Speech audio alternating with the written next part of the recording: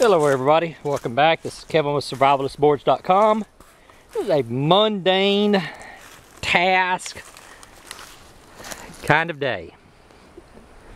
This is the stuff that I've been working on for the past few months. Just kind of, I posted a video about it, about taking care of these just stuff that's just, I don't know, not even worth really doing a video about, but see these trees right here? You got a wild cherry, sweet gum, little oak, cherry laurel. There was a pine tree that already cut down. Well, to my right is south. On the other side of these trees are where I'm planting my fruit trees at. There's plum down there. In the next few years, like that sweet gum's going to come up and it's going to bush out. Well, what's going to happen is my plum trees are going to be in the shade. They're only going to get part of a day's sunlight.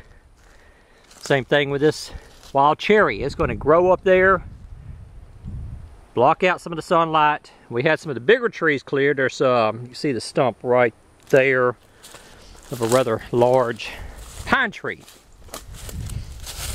that we had cut out. Right there, right there.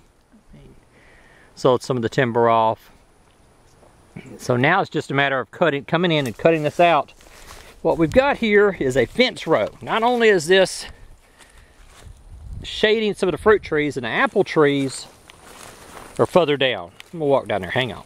And here we've got some sweet gums. They're growing up to be pretty good size. On the other side of the sweet gums are my apple trees. And so what's happening, and these sweet gums are going to get up there pretty big. They're already too big now. Need to cut them down. Need to be careful. These power lines go to my cousin's house.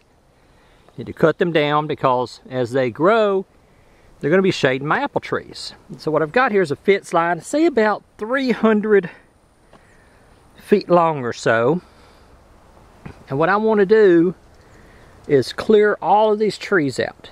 Okay, they're mainly sweet gum, cherry laurel, a couple of little oak trees. Nothing of real like value. Not like these big oaks growing up right here. Those are staying. You got some pine trees right here. All those are staying. But I'd like to take this, say this fence row, this old fence row. There's some fence posts and some fence in there that I need to get up. Take this old fence row and plant about 300 feet of fruit trees and blueberry bushes. I'm going to plant some plum trees down there, some peach trees, about 200 feet of blueberries, or 100 feet of blueberries.